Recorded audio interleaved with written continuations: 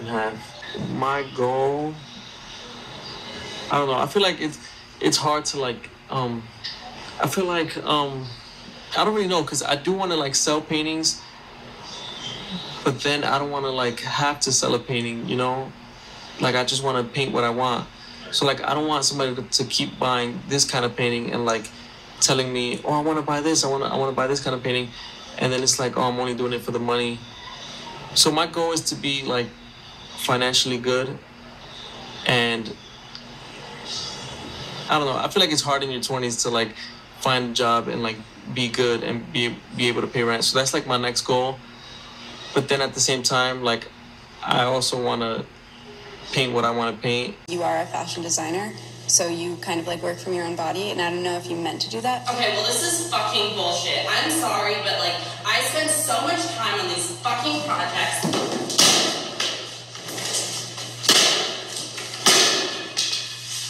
This is fucking shit. I fucking hate this fucking class.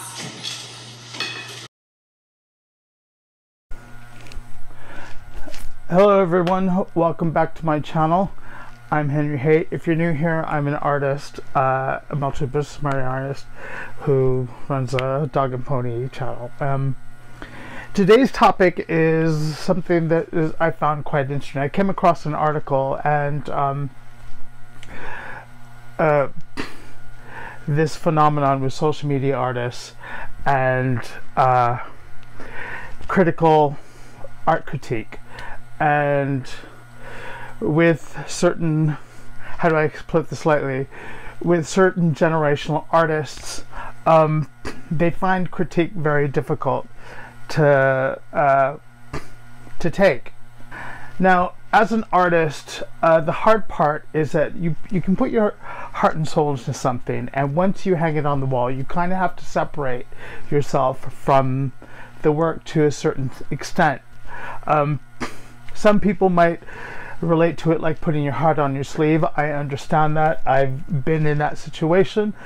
And it's a common thread, I think, that you know, when you're spending hours and months on a body work and then it's open for public scrutiny as well as, you know, critique, you can be a little sensitive to it. You know, one of my favorite quotes is by Erica Badu.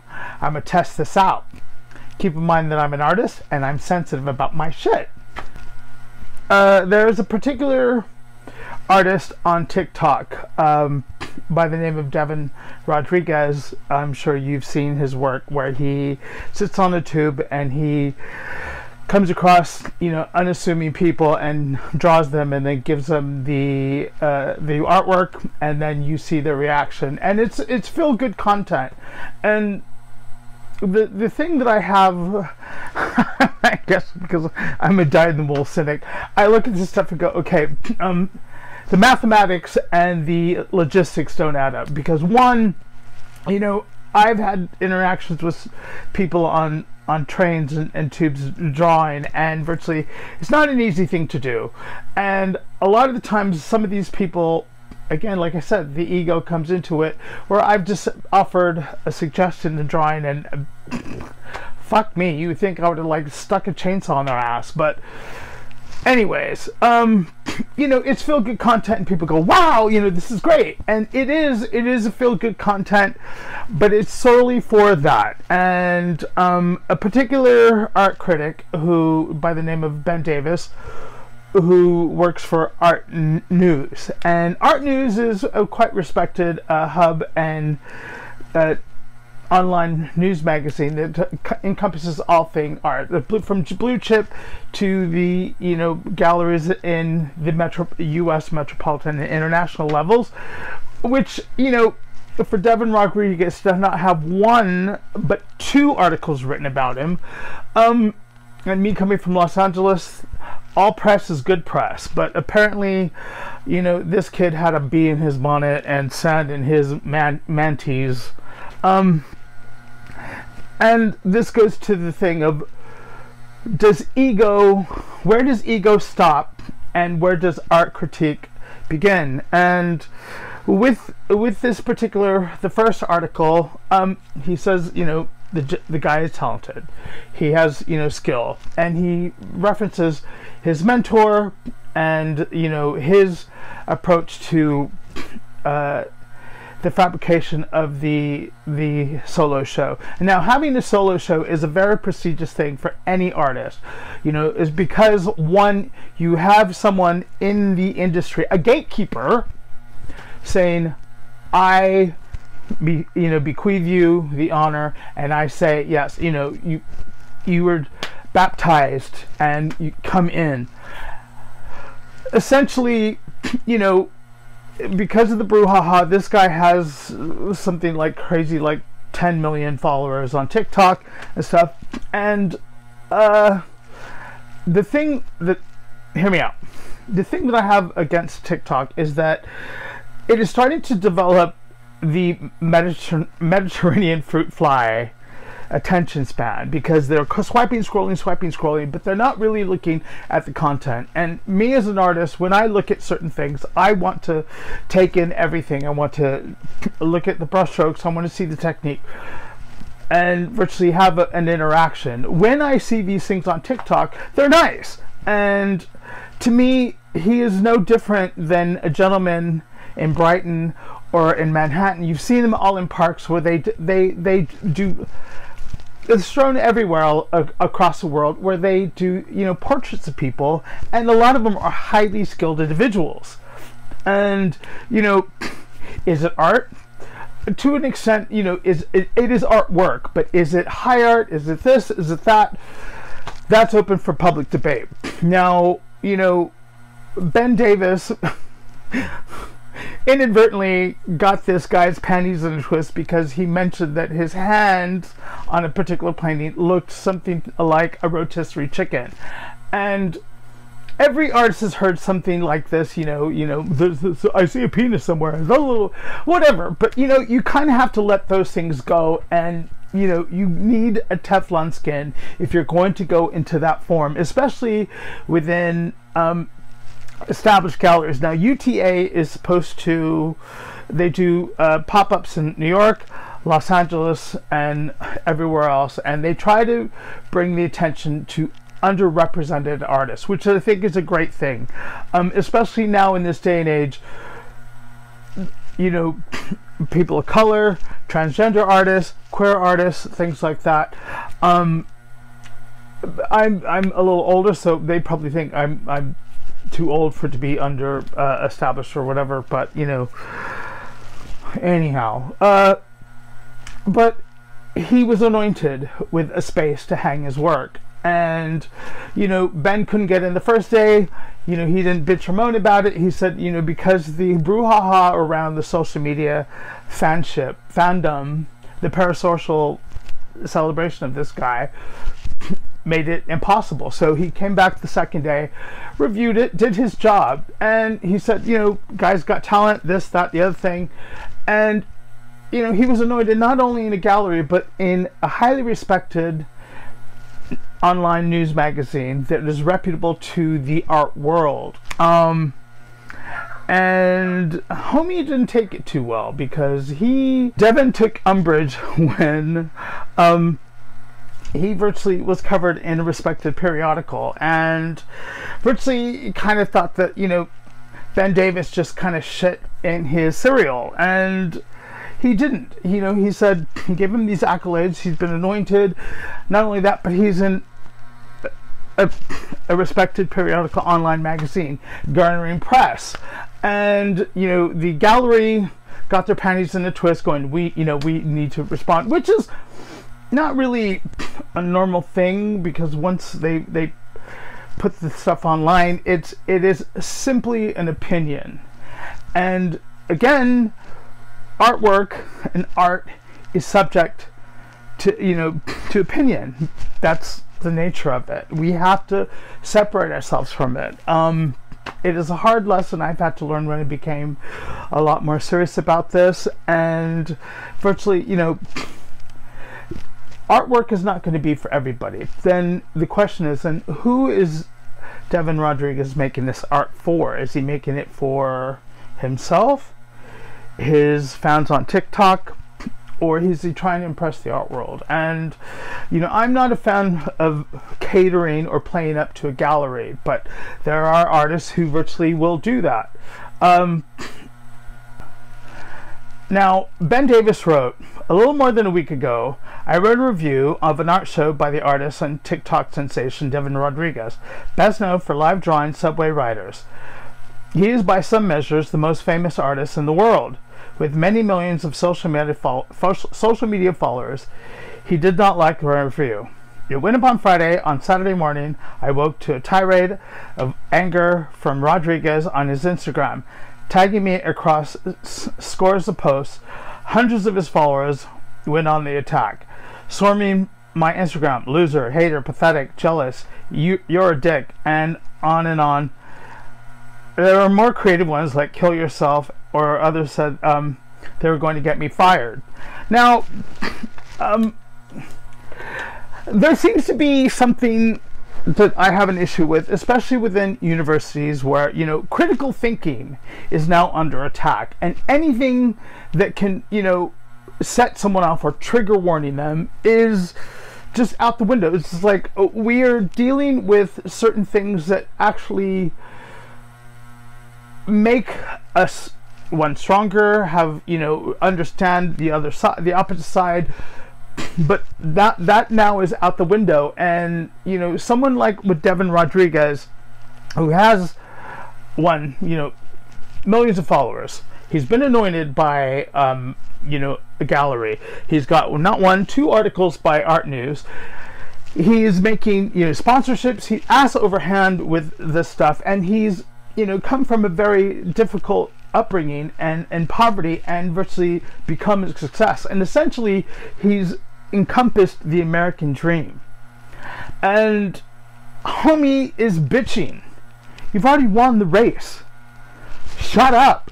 Grow up and fucking man up. You know, not everyone has to like your art. And do I think he's talented? Absolutely, yes. I do take one issue with one of his paintings where it's a group subway photo, or a hyper realistic photo, and it's not the hand, it's virtually, he's hyper realized himself in a different hue, making him the focal point rather than just blending in. And, you know, as an artist, I'm looking at it from a critical point of view. Like, I see that and go, that's his ego right there. He's separating himself and coloring himself in a different hue than everyone else. And yeah, I said that's his ego, and I'm sticking to that. And, you know, not everyone has to like my opinion, but you will see that. And, you know, that's my only beef. Not too long ago, about 10 months ago, I was in a gallery in Mayfair, and I saw virtually the same show. And, you know, hyper realistic to the interpretational or expressive art. Some people prefer either camp. You know, some people can draw like Egon Schiele, and, you know, they go, oh, that's a mess. And some people like clean, you know, picture pretty stuff, or especially with the social media, Instagram, TikTok world. They want this filter, and unfortunately, not everything has to have a filter and be pretty or, you know, hyper realistic. It, you know, there has to be some grit. And my question is, where does ego begin and where should it stop? And I think the ego begins in creating the work, because you were alone, you were really trying to put your heart in this, and like I said, putting your heart on a sleeve, on a wall, and it's open for public debate, speculation, scrutiny, all that. And you have to step back from it. This article, with all these people who have these parasocial things, it's a one-sided, for the millions of TikTok followers out there who think they're doing the right thing, they don't really know this guy. And I'm a firm believer there's duality in everybody. There's a good side and a bad side. And Devon went on, you know, the attack, and just, you know, a barrage of fucking criticism and critiques on Ben Davis, as if this highly elevated, spiritualized, holier than thou, sanctimonious fucking tirade to try to belittle, diminish Ben Davis when he just did his job. Devon Rodriuez writes, at Ben Stoppable, love will always outshine being a hater. I hope I taught you this today. Everyone, go follow Ben Stoppable. I think that's what he wants, but doesn't know how to go about it. Oh, what the fuck? And then he goes again 2 hours later. Ben Stoppable is my biggest hater. And then another one. Now you guys see what I mean when I say in my interviews, I never had an art show before because I always felt the gatekeeping.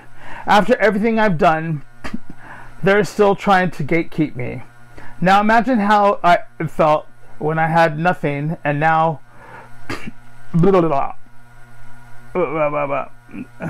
imagine how it felt when I had nothing and no one noticing me. So I'll continue to preach. If you have someone like Ben Stoppable in your life, don't ever let them diminish your shine. I still deal with it in my life today. After everything, I fight for me and for you. Keep going, and we got the answer. Love y'all. I can't read any fucking more. This bitch thinks he's Norma Ray. I'm like, what the fuck? I'm a firm believer that when you're trying to say certain things or diminish someone, your vocalization of what you're really feeling, it says more about you than it does the other person. And this kid has jumped over some massive hurdles, and Cheetos paid him an exorbitant amount of money to make a drawing using Cheeto dust. Me, I wish RuPaul's Drag Race would do something with the Cheeto dust. I make up blush, lip gloss, whatever, but something. But I'm just like, it's bad enough right now that I feel that social media has dumbed down art, the actual art, and there are a lot of kids out there that go, oh, I want to be a professional artist, so this is how I make my life as a professional artist. And there's a difference between craft and art. And yes, they make art work. However, in my opinion, craft and art work don't always equate to art. And when I look at his work, like I said, Devon Rodriuez, I do see a talent, I do see a skill. Do I think it moves me or any way? No, his content makes me, oh, that's nice. And, drawing like Jared Leto or Courtney Cox, where they just happen to be in the area, and give them, which would have to be, I would say realistically, about an hour and a half to 2 hours drawing, and,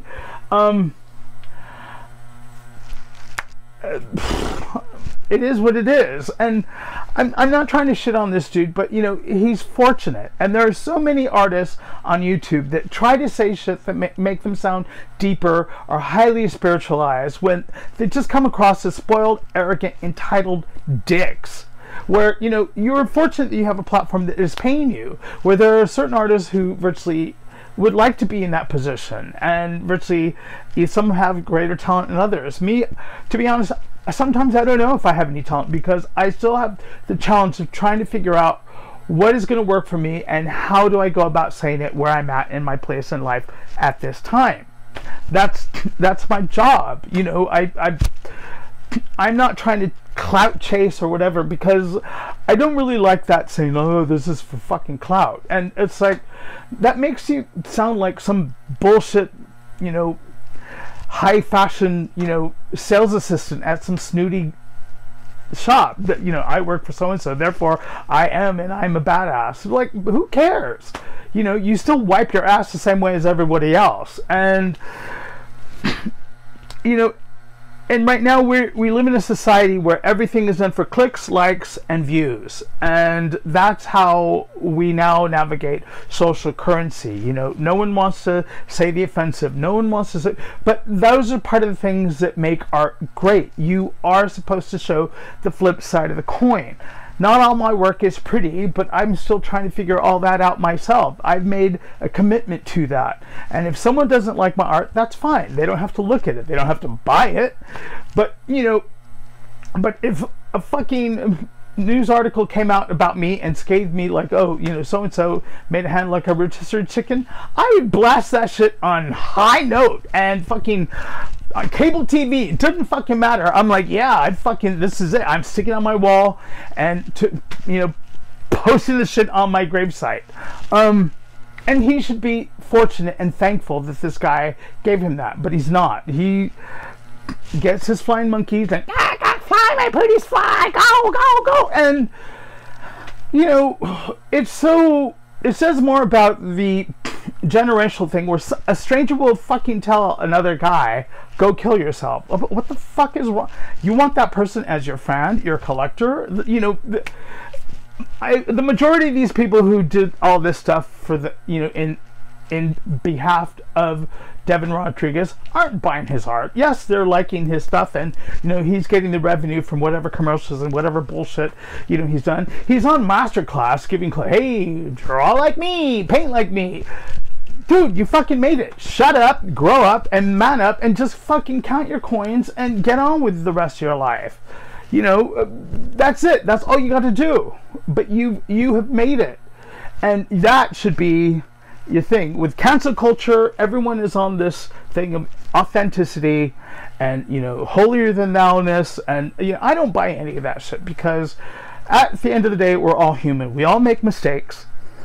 We sometimes say the wrong thing. Sometimes we hurt people inadvertently when we don't do, you know, I try not to. I don't go randomly around New York City pushing people, killing, you know, singing old ladies that were respected in an industry, and then hide in my wealthy parents' home to avert the police, or, you know, get people to talk shit about Ben Davis for doing whatever.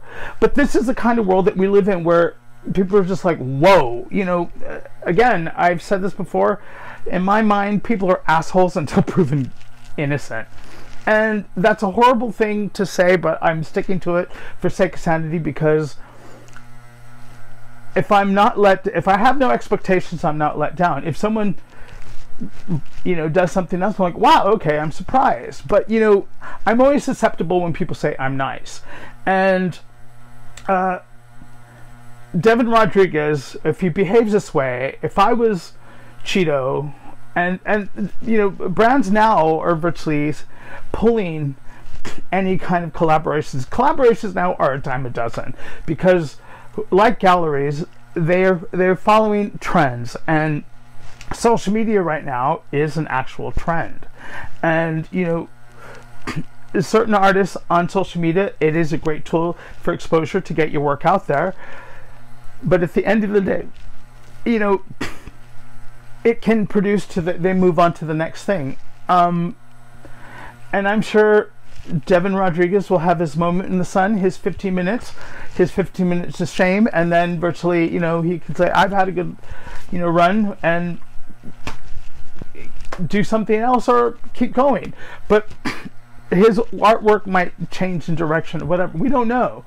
You know, I don't subscribe to him. I don't, you know, I've seen his stuff, but, you know, I found this really interesting, because one, it checked so many levels. Cancel culture, you know, the ego of an artist, the parasocial things, the parasocial economy of social media, where people feel that they have the right to virtually just say some of the worst stuff, especially, you know, after we've had Me Too, you know, and all these other things that, you know, you're supposed to be politically correct, where it's inadvertently made those who feel that they're doing the right thing be absolute cocksuckers. Yes, I said it, cocksuckers, because that's what they are. They are shit-stained butt plugs to just harass someone randomly for just stating an opinion.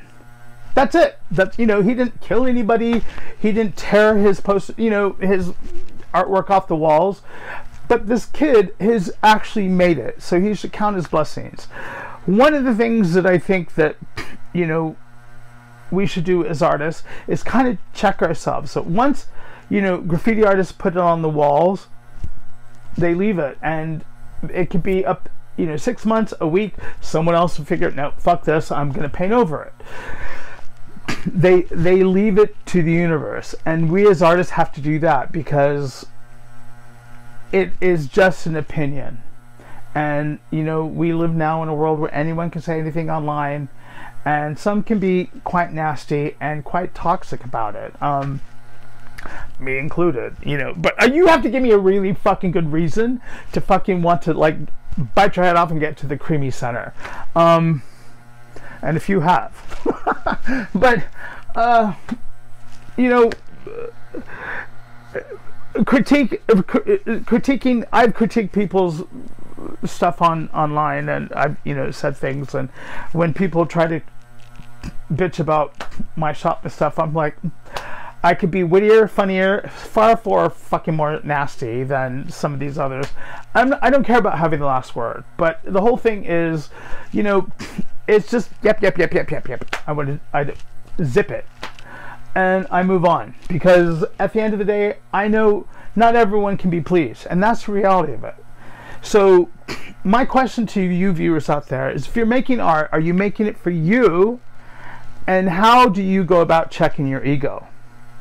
Because if your ego is always going to be the third leg to stumble upon your career path, you know, you're going to have a problem. But if you can virtually step away from your creativity and be proud of just what you've done, and two people go, oh my God, those two people saying oh my God, and that those particular comments make it all worthwhile.